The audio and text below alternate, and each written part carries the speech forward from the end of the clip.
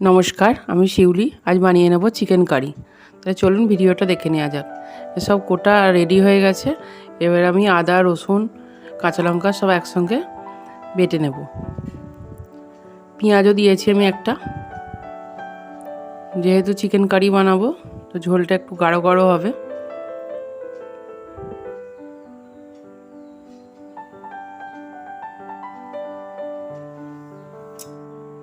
এখানে তেল গরম হয়ে গেছে। এবার দিয়ে দেবো গরম মশলা, শুকনো লঙ্কা, তেজপাতা। গরম মশলাটা আমি একটু থেঁতো করে নিয়েছি।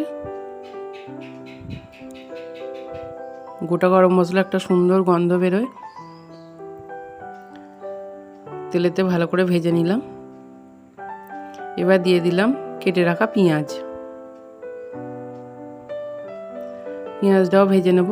দিয়ে দিচ্ছি হাফ চামচ চিনি, যাতে পেঁয়াজটা তাড়াতাড়ি ভাজা হয়ে যায়। পেঁয়াজটা ভাজা হয়ে গেছে, কালারটা চেঞ্জ হয়ে গেছে। এবার দিয়ে দিলাম আমি টমেটো।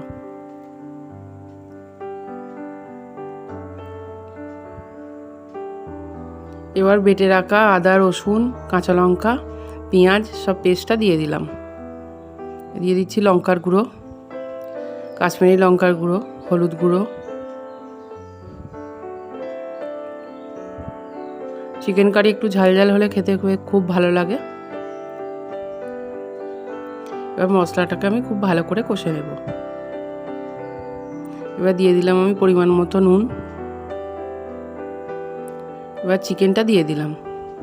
চিকেনটা আগে থেকে লেবু মাখিয়ে ধুয়ে পরিষ্কার করে লেবু মাখিয়ে রেখে দিয়েছিলাম।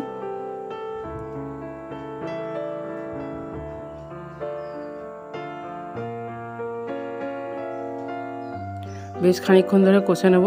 এবার দিয়ে দিলাম টক দই, ঘরে পাতা টক দই এটা।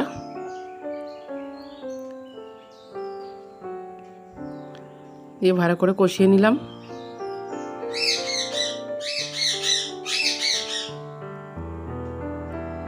কষানোটা যত ভালো হবে চিকেন কারিটাও ততটাই ভালো হবে।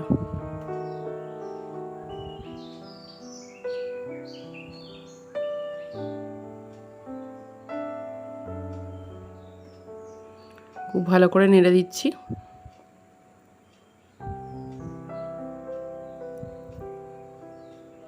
সব মশলাটা একসঙ্গে মেখে গেছে।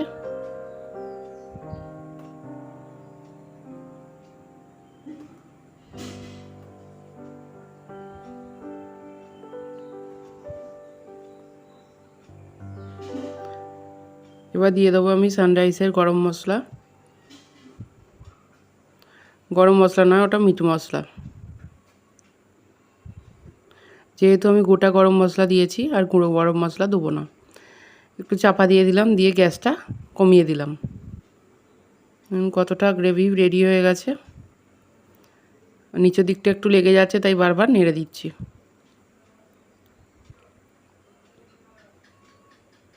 ভালোভাবে নেড়ে দিলে আর নিচের দিকটা লেগে থাকে না।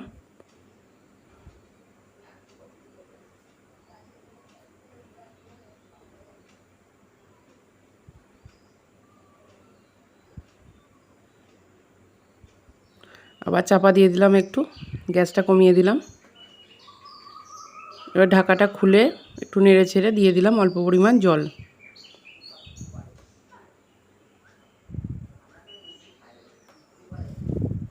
আবার চাপা দিয়ে দিলাম। চাপাটা খুলে দিয়েছি, দিয়ে আরেকবার নেড়ে দিলাম।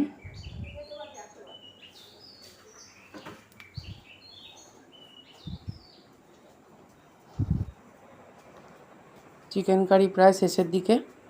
ভিডিওটা যদি একটুও ভালো লাগে একটা লাইক দেবেন। দেখতে পাচ্ছেন আমার চিকেন কারি রেডি হয়ে গেছে। এবার নামিয়ে নিলাম। গরম গরম ভাতের সঙ্গে পরিবেশন করুন। দারুণ স্বাদ হয়েছে। Thank you.